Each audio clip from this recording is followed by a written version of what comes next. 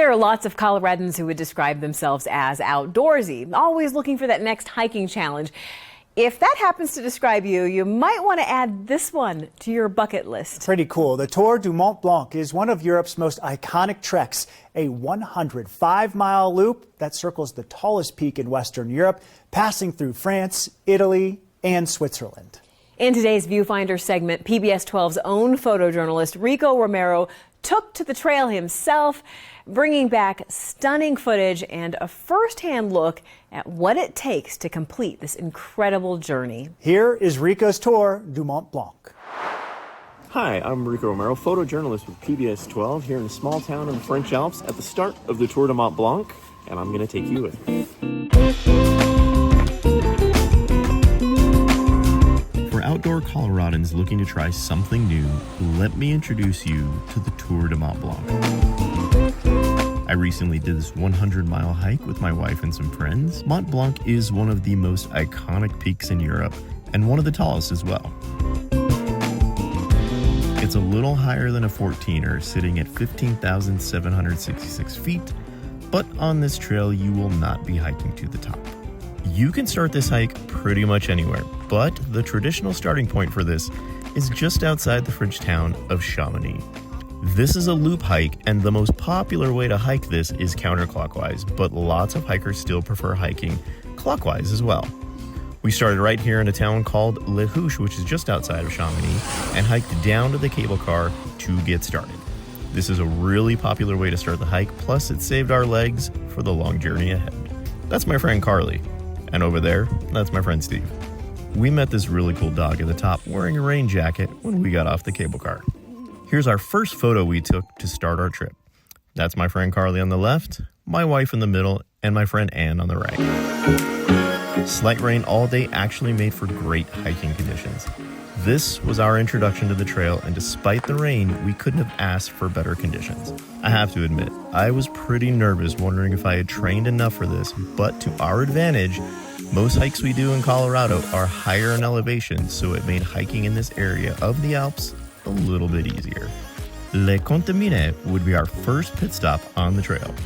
Our accommodations for the night would be in a really cool motel-style place, but each night it would change, as you will see later. Packing light is essential on this hike, so that sometimes means washing clothes in the sink and hand drying, or in this case... So we've started day 2 on the hike, and we've made it to the Notre Dame de la Gorge, which is basically the base of when we start the next uphill. And if I could flip it around to show you, we're heading that way. We met some friendly cows right before we started our next big uphill section, and also this friendly cat from a refugio nearby that we didn't stay at. He decided to hike with us for a few minutes. This section was our longest hike on the trail and also the highest elevation gain. There are 2 different ways you can travel in this section. There's the regular way on the trail, and then there's a variant trail. If the weather permits, the variant is a little bit shorter but steeper in elevation. Even though it was a little bit cloudy, we took a chance and took the variant route, and it really paid off. After we trekked through a little snowy patch, the valley opened up to some amazing views. We had a slight run-in with a cow, no thanks to my friend Ann for mooing at it.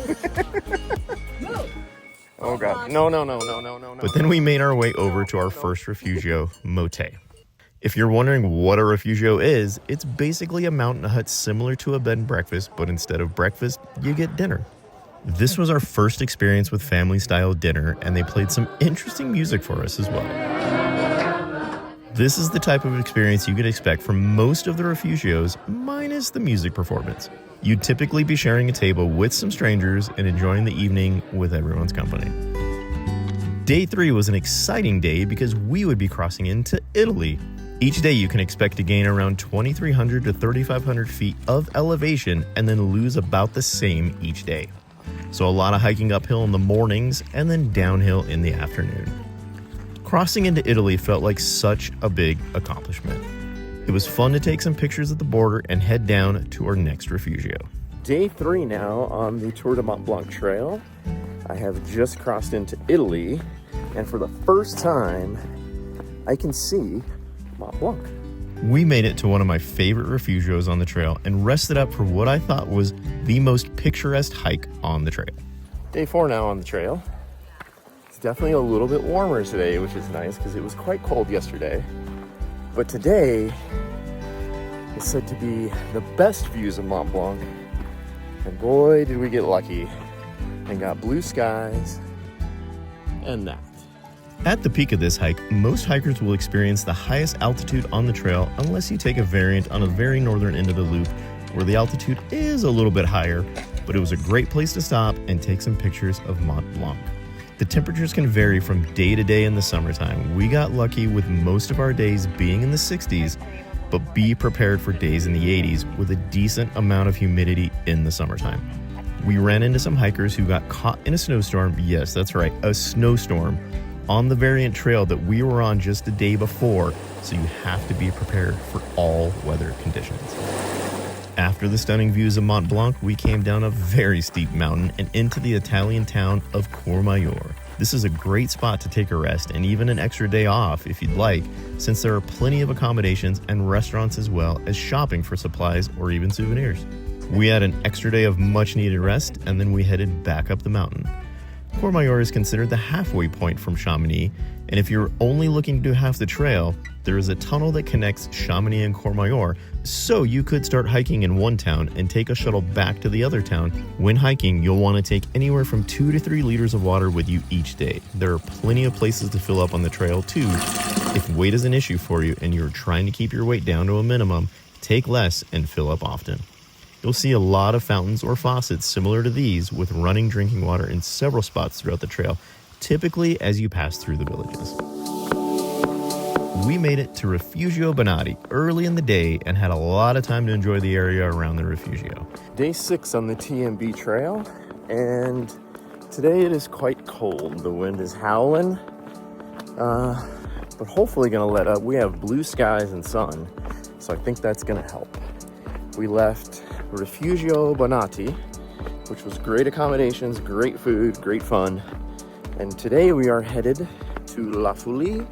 I really hope I pronounced that correctly. But we will be crossing the border into Switzerland today, so that's quite exciting. We had a pretty steep ascent, and once we made it to the crest, we'd be in Switzerland. This was a pretty challenging stretch for all of us. All right. After a windy, cold hike, ascent to the top, this is the border to Switzerland. Okay, it's funny how deceiving pictures can be, because you can't tell how cold and windy it was here, but I can assure you, we were struggling to stay warm here at the border into Switzerland. The good news was, it quickly warmed up on the descent down into Switzerland, so as I've said before, be prepared for all weather conditions. La Fouille was a tiny mountain town, but it did have a grocery and outdoor supply store for you to restock anything you might have needed. The difficulty of each day will vary, and you can break the trip up into as many days as you feel you need. If you're a more experienced hiker, you may only need 5 to 7 days to finish the trail, or if you're a little bit on the slower side, which is perfectly fine, you might want to give yourself 12 to 14 days to finish. We were now at the top of the loop and getting ready to cross back into France. We passed this really cool house that had quite the collection of gnomes. I couldn't believe we had made it this far, and I was so excited at the idea of finishing this hike and the accomplishment we'd feel. Oh, and we had to avoid stepping on these slugs because they were pretty much all over. Day 7 out on the TMB, and about making it to the summit for today. Heading in to day 8, but I wanted to give you guys this view of this valley with this town below.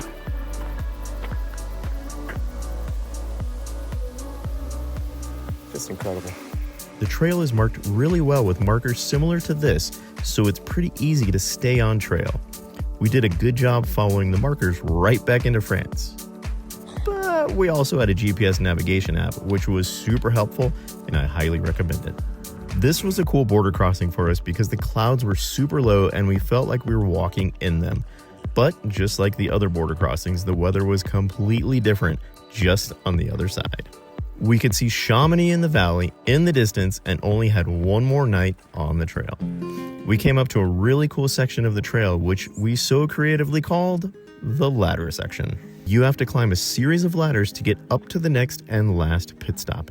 We did it and made it to our last refugio on the trip, Lac Blanc, which turned out to be our favorite with the absolute best views of Mont Blanc. But seriously, just look at these views. Our bunk room at the refugio was a room for 5, which worked out perfectly since there were 5 in our group.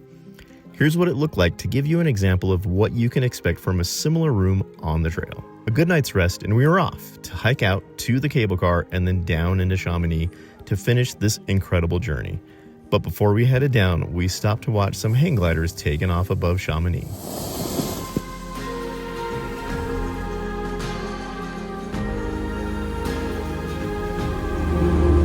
Well, we've made it to the end of the TMB. We have decided to take the cable car down into Chamonix.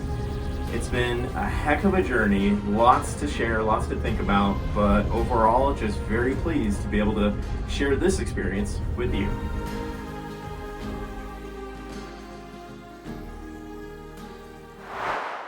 An unforgettable experience and amazing views from up there. You can definitely see why it's one of the world's most celebrated hikes. Absolutely. And hard to believe, some of those trail sections gain more than 3,000 feet of elevation in a single day. So tough. But Rico said that the best part was actually meeting fellow adventurers from all around the globe, including a few other Coloradans who had made the trek. No surprise there. A big thank you to Rico for bringing us along for the journey.